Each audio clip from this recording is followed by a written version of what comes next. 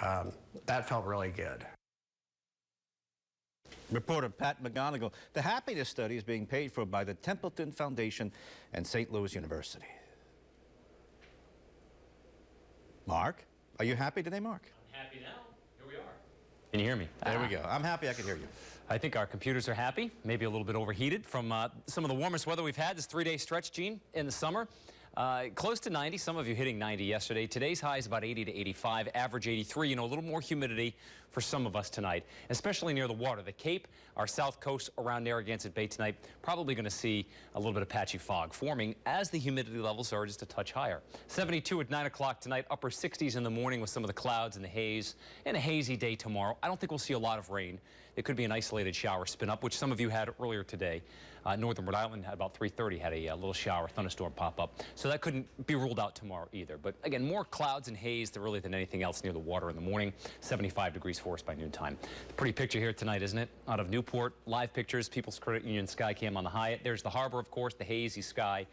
77 degrees, humidity at 64% with a south wind in Newport at 8 miles an hour. Temperatures have cooled just a bit because of that southerly wind off the water, down from those low 80-degree highs, now in the upper 70s on the Cape, upper 70s Newport and Tiverton, Narragansett the same here, even North Kingstown 78, Providence and Woonsocket at 80. The dew point, which measures our good measure of the humidity, certainly this time of year, 60 to 65-degree dew points, fairly common right now. And again, that puts us, if you're following along here on the humidity index, somewhere in that slightly humid category. Really, it's more of a subjective feeling. If you're, you know, a little bit more susceptible, you feel it a little bit more than others. Maybe you feel like today is rather sticky. But generally, we're going to be hovering in a 64 to 68-degree dew point from now through late tomorrow night. Then it will change and will dry out for Thursday into Friday. There's that isolated shower and storm which popped up again around Burrillville. Weakened as it moved up toward Worcester.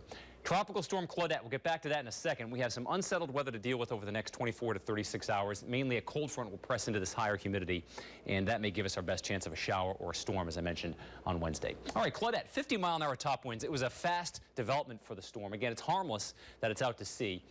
Probably not going to throw much in the way of swell toward our south-facing beaches either. It's moving along fairly well at about 15 to 20 miles an hour out here to the northeast. So it weakens as it moves up into the North Atlantic by Tuesday night.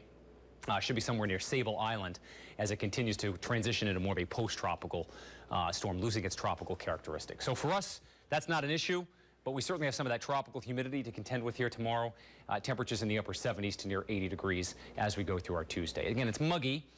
You'll see here some fog and clouds early in the morning and not a lot of rain showers spinning up. Most of that should be off to our northwest. So we may get out of tomorrow without seeing much in the way of rain.